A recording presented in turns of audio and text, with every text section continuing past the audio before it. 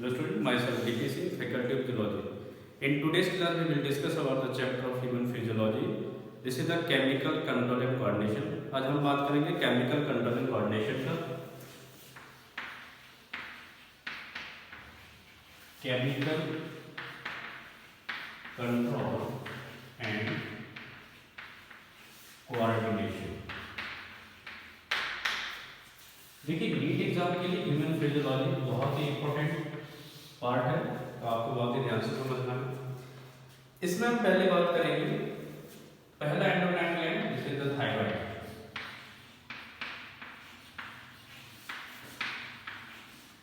Thyroid gland, it is the largest endocrine gland, body का सबसे बड़ा एंडोक्राइन ग्लैंड है। It is largest endocrine gland.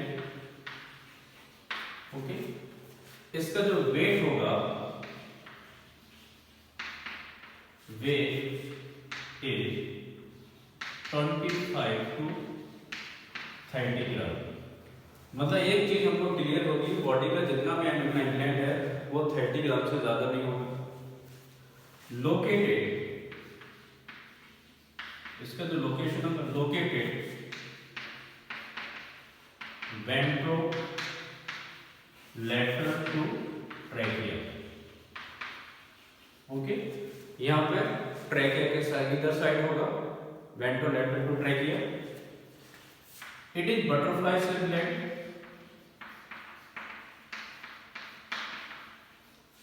Butterfly cell gland, also bilobe gland,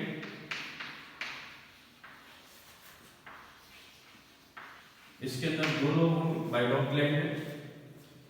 और इसका जो exact location की अगर हम बात करें, जैसे यहाँ पे सर्वाइकल वर्टिब्रा भी होगा, सर्वाइकल बाद थोरेसिक भी चालू होगा। तो अगर मैं बात करता हूं located between cervical five to thoracic vertebrae, ये भी बहुत ही इंपॉर्टेंट है। जो सर्वाइकल होगा जनरली नेक में, नेक रीजन में होता है सर्वाइकल वर्टिब्रा, उसके बाद थोरेसिक वर्टिब्रा, थोरेसिक का नंबर 12 होगा, सर्वाइकल का 7 होता है। तो जो थायराइड का एग्जैक्ट लोकेशन है थायराइड ग्लैंड का, वो सर्वाइकल 5 से लेकर थोरेसिक फर्स्ट वर्टिब्रा के बीच में जाएगा। ये आपको बहुत ही इंपॉर्टेंट पॉइंट है, ध्यान रखना है। अगर मैं थोड़ा सा डायग्रामेटिक इसकी बात करूं,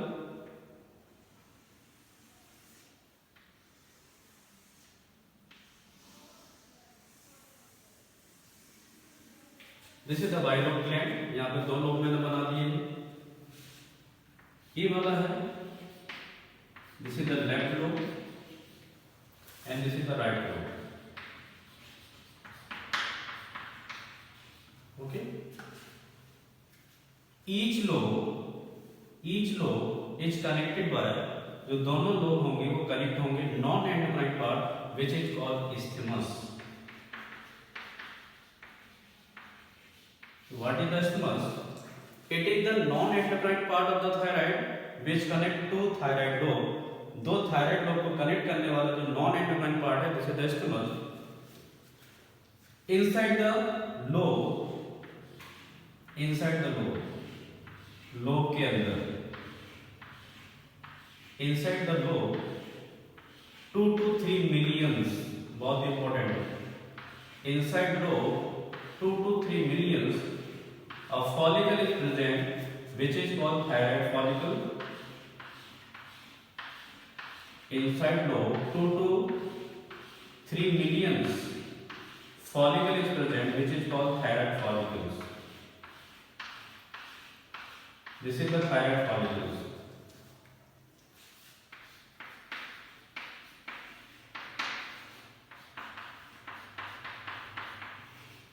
Okay, तो ये isthmus है, isthmus, this is the non-endocrine part which connect to thyroid lobe। Okay, और थायराइड लोब के अंदर क्या होगा, 2 to 3 मिलियंस ऑफ फॉलिकल होंगे which is called thyroid follicle। इसके अंदर एक फ्लूइड भरा होता है विच इज कॉल्ड कोलॉइड्स।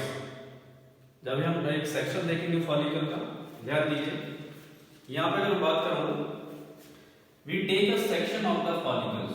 हमने क्या किया है, एक फॉलिकल का सेक्शन लिया है, this is the section of the follicles. एक फॉलिकल को मैंने यहां से बाहर निकाला। The inner lining of the follicles, follicles का जो इनर लाइनिंग होगा इज अ सिंपल क्यूबाइडल। बहुत इंपॉर्टेंट, एग्जाम में पूछा गया है। When we take a section of the follicle, the inner lining of the follicle is simple cuboidal. उसके जो सेल्स होंगे वो क्यूबॉइडल होंगे। This is the cuboidal cell. Its nucleus, इनका न्यूक्लियस हो गया है।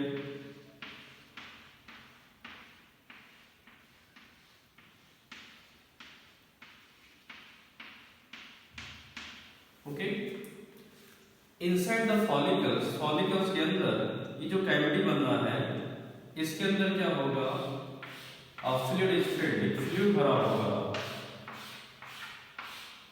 And this fluid is called colloid. उस फ्लूइड के ऊपर को क्या बोला है, colloid.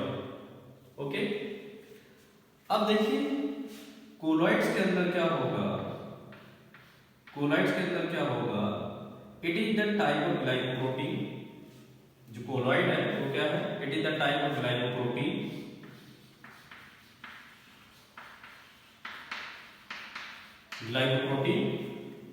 which is the dimeric glycoprotein है। अब आप सपोज कीजिए, मान लो दिस इज द ग्लाइकोप्रोटीन, इस पे क्या होगा, this is the amino acids, this is the amino acid. अब यहां पे जो मेन अमीनो एसिड है this is the tyrosine, tyrosine. तो ध्यान दीजिए, when we take a section of the thyroid follicle, its inner lining is simple cuboidal. Inside the cavity of the follicles, a fluid is filled which is called colloid, which is the type of glycoprotein, which is the dimeric glycoprotein, which have a residue of the tyrosine. उसके अंदर क्या होगा, tyrosine amino acid के residue होंगे, and this tyrosine bind the iodine. ये क्या करेगा, iodine को बाइंड करेगा, ठीक है। उसको हम कह सकते हैं थायरोग्लोबुलिन। क्या बोला जाएगा, दिस इज द थायरोग्लोबुलिन,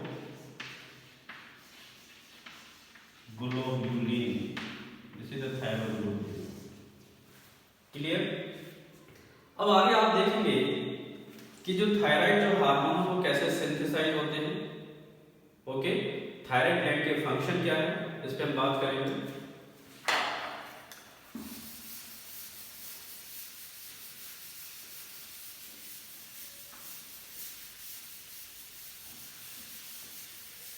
तो देखिए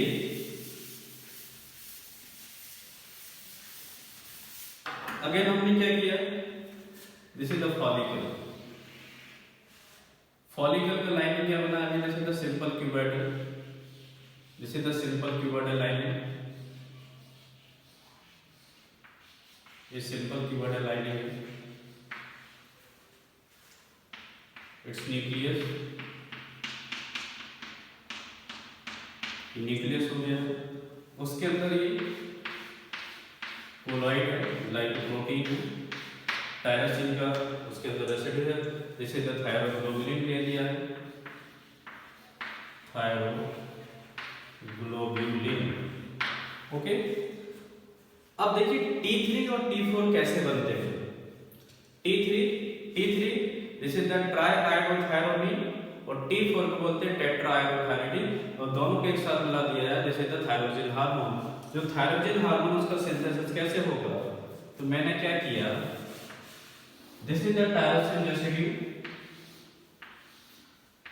ओके, मतलब थायरोग्लोबुलिन है जिसके क्या है, इसके अंदर टायरोसिन रेसिड्यू है, और ये क्या करेगा,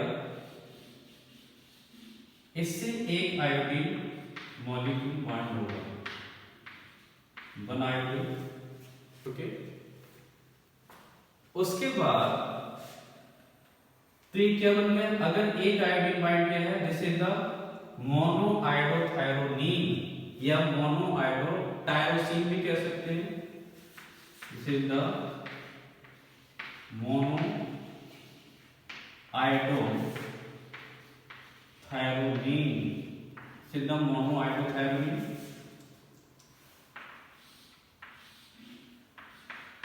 अगर दो बाइंड कर रहे हैं, this is the diiodothyronine, diiodothyronine. Okay, एक मोनो होगा एक डाई होगा, तो क्या बोल दिया है, this is the T3 triiodothyronine. Exact क्या होना चाहिए, टायरोसिन होना चाहिए, ट्राइआयोडोटायरोसिन, क्योंकि जो आयोडीन है वो टायरोसिन से बाइंड कर रहा है, बट अपन ट्राइआयोडोथायरोनीन भी बोल सकते हैं। अगर दो आयोडीन बॉन्ड कर रहे हैं तो क्या बन गया है, T4, दिस इज द टेट्राआयोडोथायरोनीन, टेट्राआयोडोथायरोनीन। और दोनों को मैंने क्या बोल दिया है, दिस इज द थायरोजिन हार्मोन। यही क्या है, थायरोजिन हार्मोन। तो ऐसे क्या होगा, हमारा जो थायरोजिन हार्मोन है ऐसे सिंथेसिस होता है, ये जनरली मेन ये हार्मोन है। अब देखिए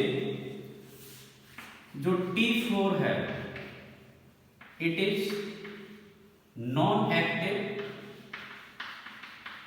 या अपन कहते हैं लेस एक्टिव है, अराउंड 80 to 90%। 80 to 90% T4 होगा, और जो T3 होगा, this is the more potent, more active होगा, और लगभग 10 to 15% आपका T3 होगा। T4 ज्यादा है लेकिन वो नॉन एक्टिव है, T3 कम है लेकिन उसकी पोटेंसी, उसका एक्टिवनेस ज्यादा है। क्योंकि T4 से ही क्या होगा, T3 बनेगा, उससे एक आयोडीन मॉलिक्यूल बाहर निकल जाता है तो T3 में कन्वर्ट हो जाता है। तो आपको ध्यान देना, लगभग जो T3 होगा 5 time more effective than the T4। Okay, ये भी क्वेश्चन पूछा जाता है कितने टाइम ज्यादा इफेक्टिव होगा, तो आपको आंसर लगाना 5 टाइम। उसके बाद देखिए, अगर हम बात करें, this is the one follicle, मैंने कहा कितना, 2 से 3 मिलियन फॉलिकल होंगे। Another cell also present, follicle के साइड में, या अपन कह सकते हैं between the follicles, another cell also present which is called parafollicular cells, parafollicular cells और C cells। तो थायराइड फॉलिकल के between क्या होगा, another cell is present which is called parafollicular cell, और C cell which secrete another peptide hormone, एक peptide hormone निकालते हैं which is called TCT, जिसको अपन क्या बोलेंगे, TCT, थायरोकैल्सिटोनिन या थायराइड कैल्सिटोनिन। क्लियर? तो ध्यान दीजिए, हमारा जो थायराइड ग्लैंड है उससे T3 भी आएगा, T4 भी आएगा और TCT भी आएगा। और TCT का फंक्शन होता है, it regulate the calcium level at the level of bone, bone पर कैल्शियम के लेवल पे मेंटेन करेगा। ठीक है, उसके बाद थायरोजिन का भी अब हम फंक्शन देखेंगे, ओवरऑल थायराइड के फंक्शन पे देखेंगे। तो मैंने आपको बता दिया हमारे थायरोजिन हार्मोन कैसे सिंथेसाइज होते हैं। ठीक है, अब हम देखेंगे थायराइड ग्लैंड के फंक्शन क्या है। तो function of the thyroid gland,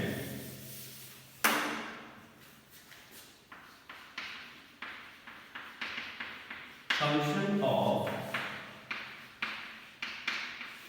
thyroid gland. Okay, thyroid gland के फंक्शन देखिए, इट इज हाईली मस्कुलर, पहला इंपॉर्टेंट पॉइंट है, इट इज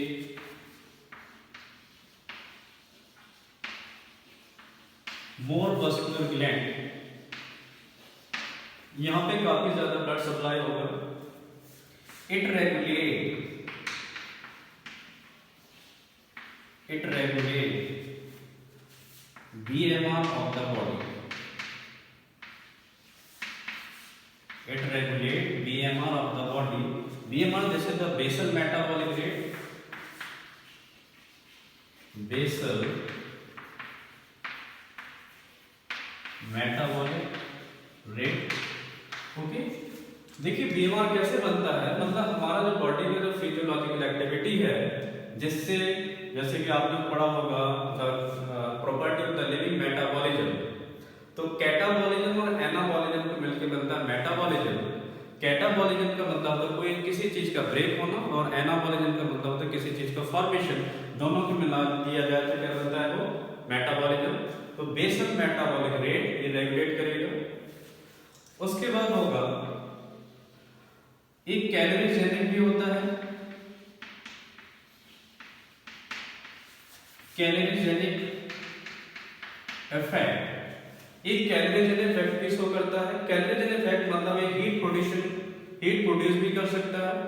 उसकी वजह होती है जो सोडियम पोटेशियम जो पंप होता है उसकी एक्टिविटी को बढ़ा देता है, इसलिए इसका जो इफेक्ट है वो कैलोरीजेनिक की तरह भी काम करेगा।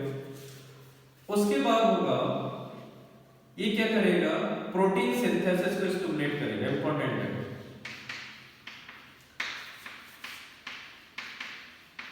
It stimulate protein synthesis, okay, with the help of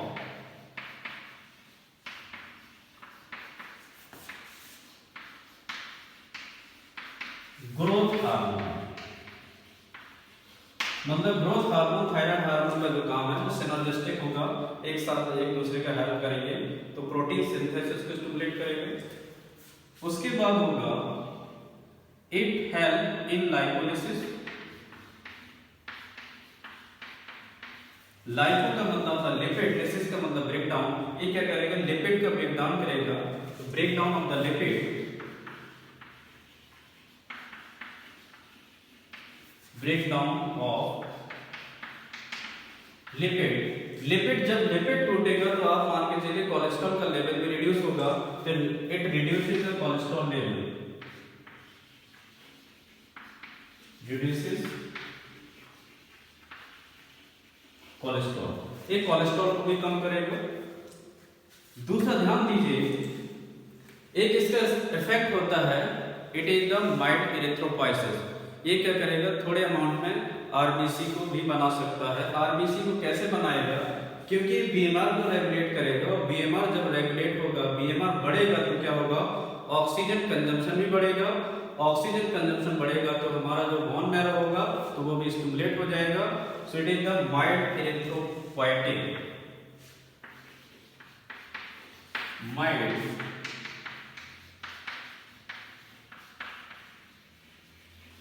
erythropoiesis की तरह ये काम करेगा, मतलब ये थोड़े अमाउंट में आरबीसी को भी बना सकता है। ओके, तो this is the function of the thyroid gland. Clear? Thank you.